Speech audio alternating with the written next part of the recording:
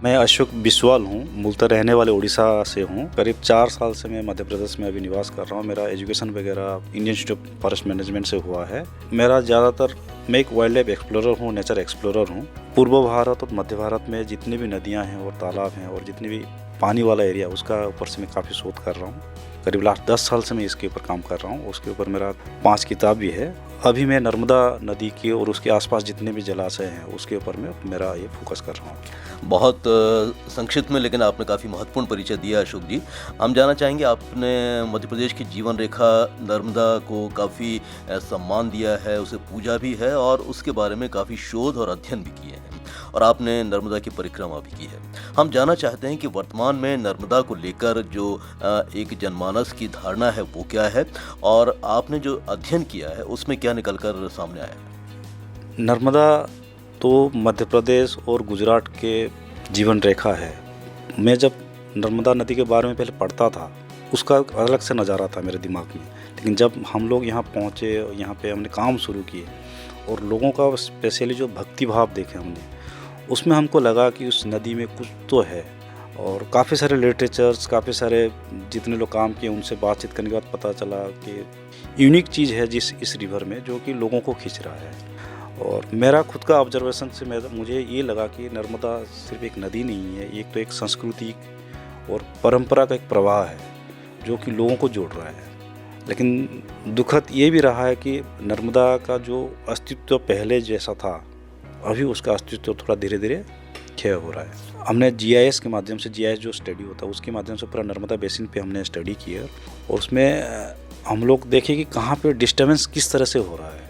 नर्मदा का जो अभी चैलेंजेस है, बहुत सारे कारण है, तो उसको हम लोग जब अध्ययन किए उसमें लगा कि मतलब मेन कारण तो ह्यूमन इंटरफेरेंस है।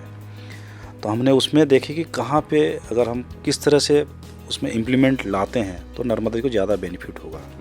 और उसके साथ साथ सबसे नर्मदा का जो सबसे ताकतवर चीज़ है, उसका आसपास जो पौधा रहते हैं, यानी कि कहा जाए तो जंगल, तो वो उसका सबसे बड़ा महत्वपूर्ण चीज़ है। तो आपने जो स्टडी की उसमें आपने बहुत कुछ देखा है और आपने ये भी उसमें देखा है कि वहाँ की जो जीवन रेखा है मध्य प्रदेश की, वो आज अपना थोड़ा सा अस्तित्व खोती जा रही है। लेकिन आपने जब स्टडी की तो आपने ये भी पाया कि उसमें बहुत सारे ऐसे पौधे हैं जो नर्मदा को जीवंत रखने में मददगार साबित होते हैं। तो उन पौधों के बारे में कुछ बताइए हमारे श्रोताओं को। देखिए, नर्मदा नदी का प्राण जो कहा जाएगा तो वो है उसका 2 हाथ, में कहूँगा मेरे हिसाब से दोनों हाथ है। वो है एक विंध्या पर्वतमाला और एक सतपुड़ा पर्वतमाला।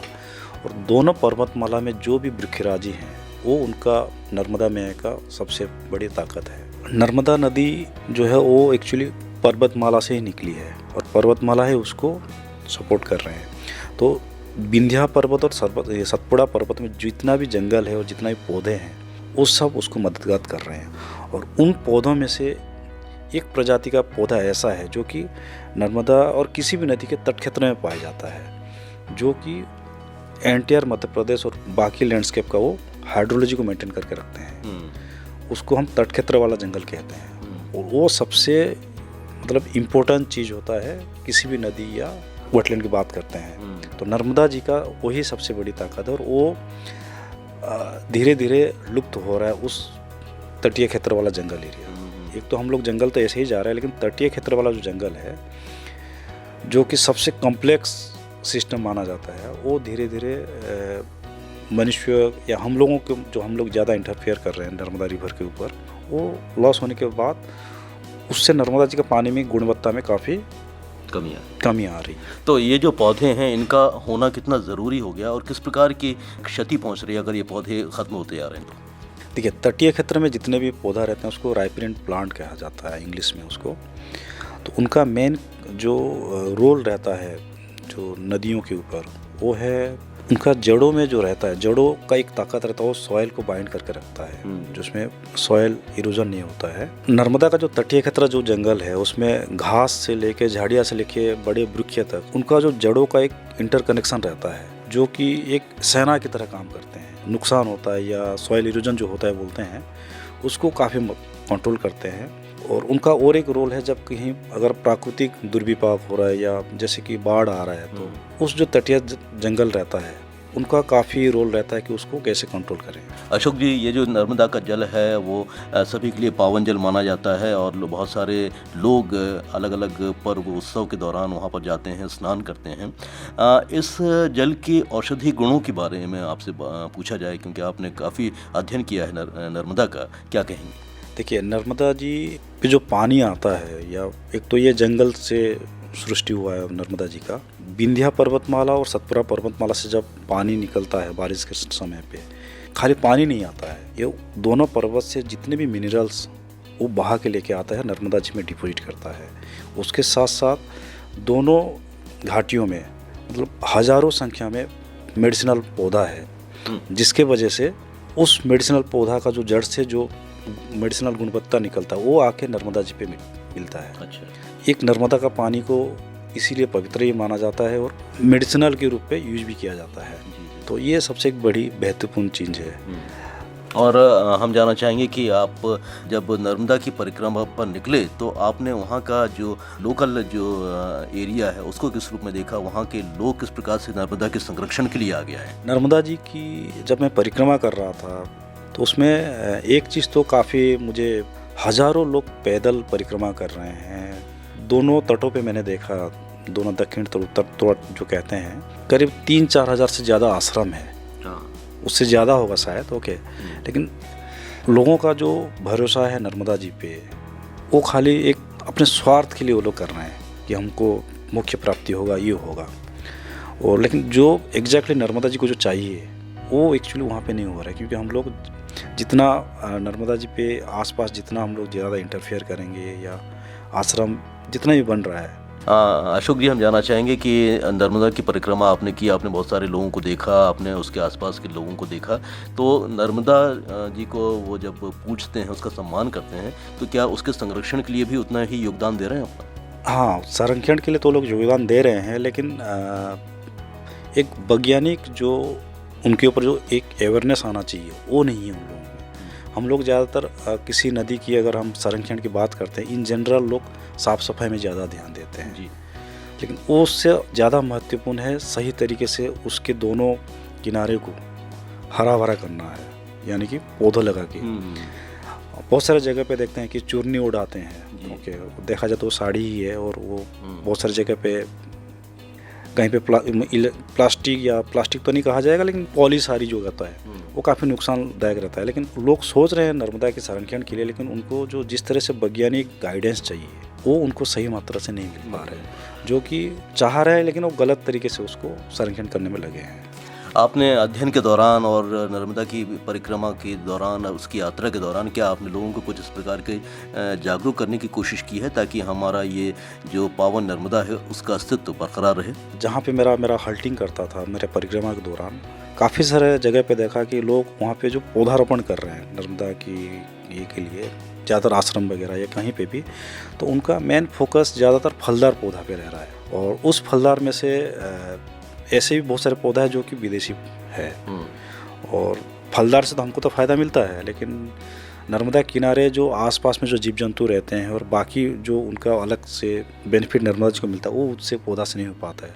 तो मैं हर जगह उन लोगों को वही बोलता था कि स्थानीय पौधा जो भी है, जंगली पौधा वगैरह जो भी है, उसको साथ में लगाएं, और उसके साथ साथ खाली फलदार को फोकस नहीं करके बाकी जो झाड़ियाँ हैं, घास हैं, उनके ऊपर भी फोकस करें, ताकि उस आसपास का जो एक वातावरण बनेगा वो एक अलग तरीके से बनेगा। तो उस तरह का मैंने काफ़ी सारे जगह पे कोशिश किया, और जहाँ पे थोड़ा जो लोग मतलब प्लांटेशंस या पौधारोपण के बारे में ज़्यादा उनके पास रहता था, तो उन लोगों के पास वही तटीय क्षेत्र वाला जंगल जो है रायपुरियन वाला, उसके ऊपर हम लोग काफ़ी चर्चा करते थे कि ये अप्रोच सही है और ये अप्रोच गलत है। तो उस तरह का काफ़ी सारे जगह पे मैंने मेरा बात रखा। तो आपने जो अवेयर किया लोगों को, तो उसके कुछ परिणाम भी आपने देखे कि लोग आपकी बात को सुनकर उस तरीके के पौधों को रोपने के लिए आ गया है? बातचीत होता रहता है, मतलब काफ़ी सारे लोगों से जिसका नंबर रखा है मैंने, उन लोगों से बातचीत होता रहता है, बट वो लोग भी कोशिश कर रहे हैं इस चीज़ को वो आगे बढ़ा के रखें। आशा करता हूँ वो सब आगे ठीक ठाक रहेगा सब, और उसी हिसाब से लोग भी करेंगे। अशोक जी, आप लिखते भी रहे हैं, काफ़ी कुछ आपने लिखे हैं, पुस्तकें आपने लिखी हैं और आपने नर्मदा के प्लांट्स को लेकर भी एक किताब लिखी है जिसमें आपने कुछ सजेशंस दिए हैं।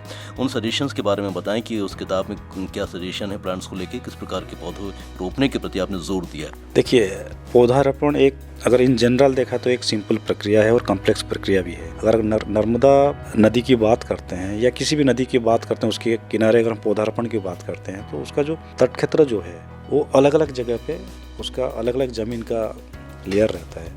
तो उसको अगर हम क्लासिफिकेशन करें नर्मदा तट क्षेत्र को, वो एक्चुअली 4 विभाग से किया जाता है, 4 प्रकार से।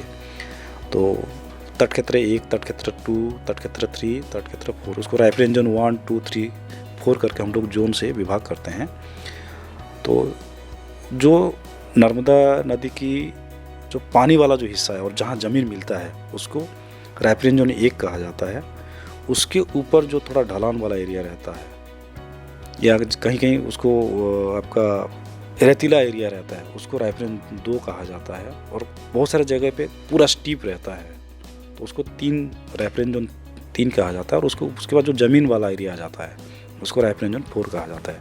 तो हर टाइप के जोन के लिए अलग अलग पौधा है। उसके लिए हम उस जो नर्मदा नदी की जो रेफरेंस जोन की जो किताब लिखे हैं उसमें हमने विशेष रूप से उसको फोकस करके बताए वहाँ, क्योंकि बड़े वृक्ष को हम लोग रेफरेंस जोन 4 पे लगा सकते हैं लेकिन उसको ढलान वाला एरिया में लगा नहीं सकते या रेतीला एरिया में लगा नहीं सकते। तो इस तरह जैसे घास है, घास हमको नर्मदा किनारे लगाना है या रेफरेंस जोन 2 या 3 पे लगाना है। तो इस तरह हम लोग वहाँ पे फोकस किए हैं ताकि उस एरिया का जहाँ पे भी हम पौधारोपण कर रहे हैं तो उसका जो मिट्टी संरक्षण से लेके लोकल बायोडाइवर्सिटी जो है उसमें इम्प्रूवमेंट हो।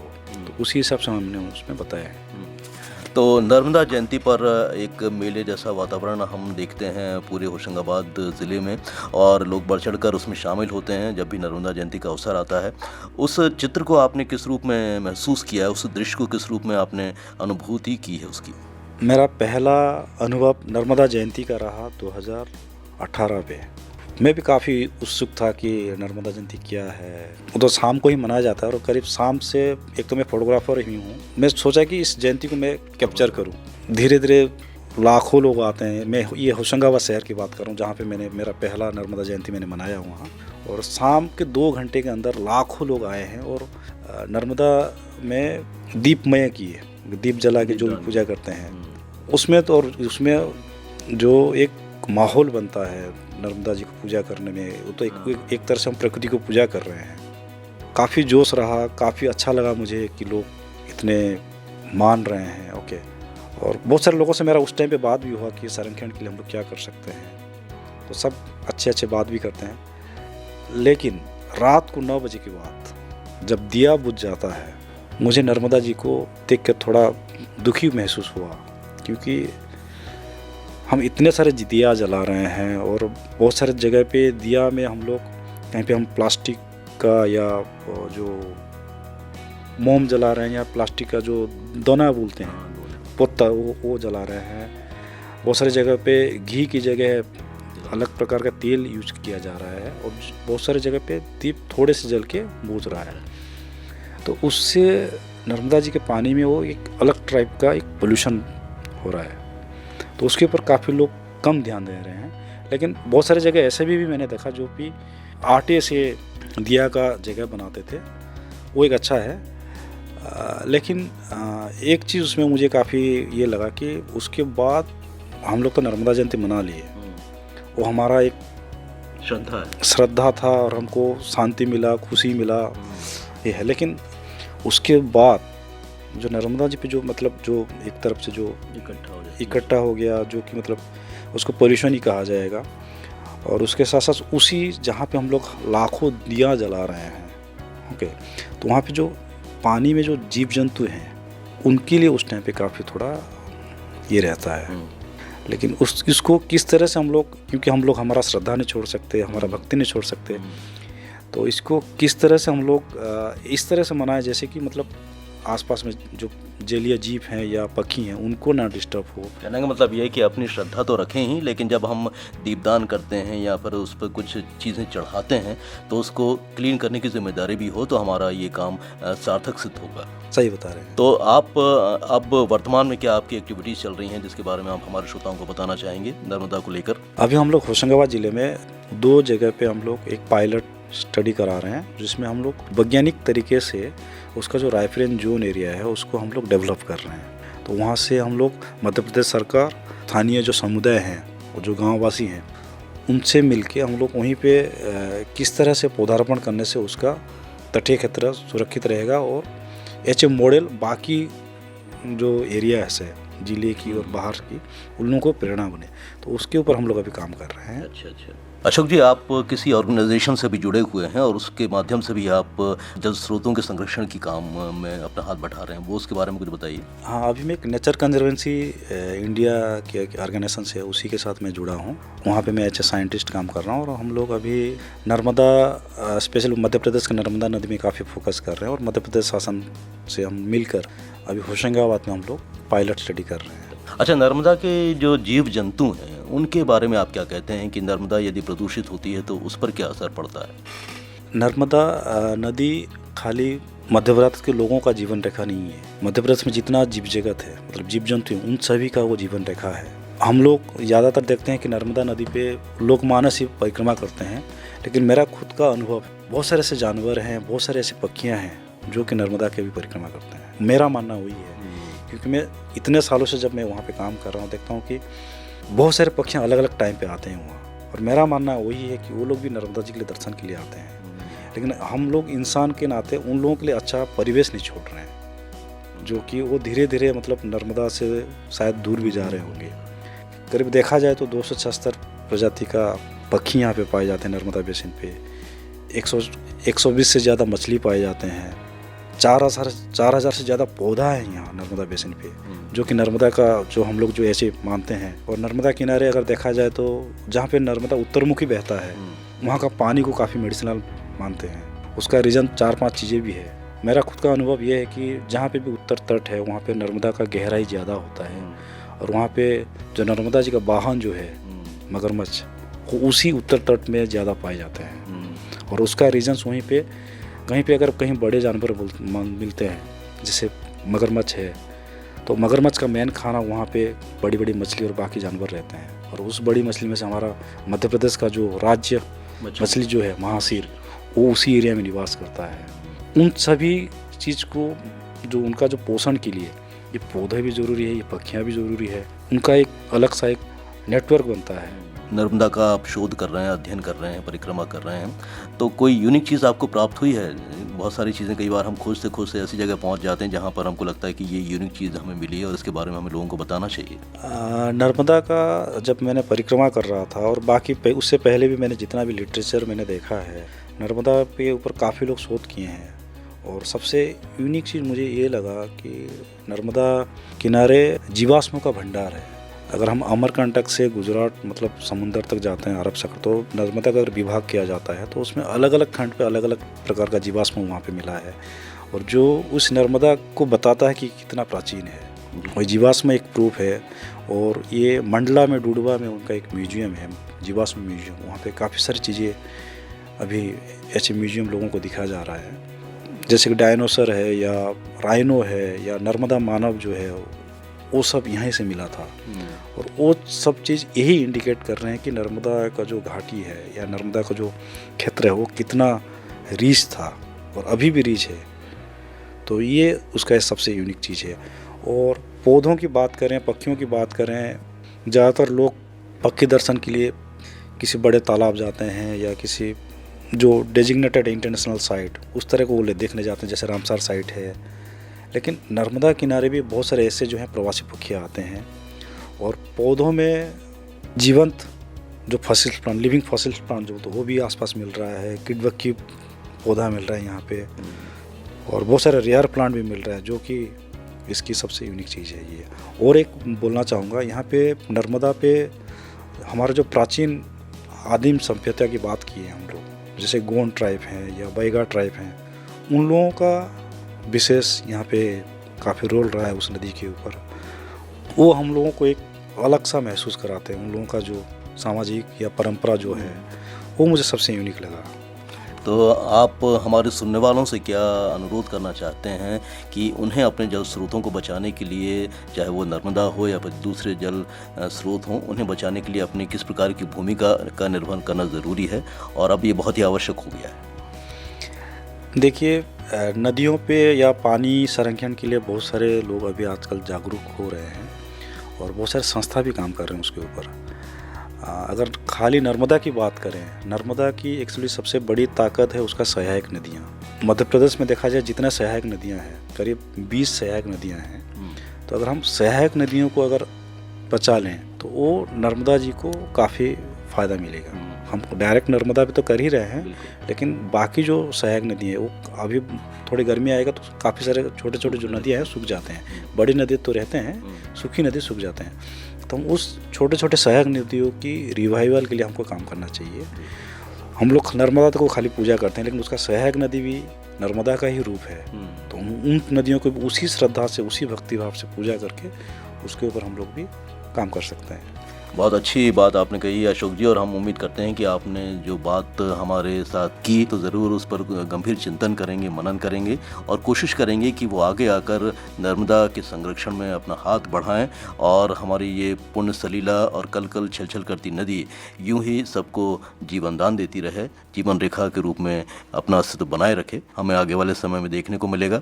आपसे जो हमारी बातचीत हुई है और आपने जो समय दिया है उसके लिए शुक्रिया। धन्यवाद। नर्मदे।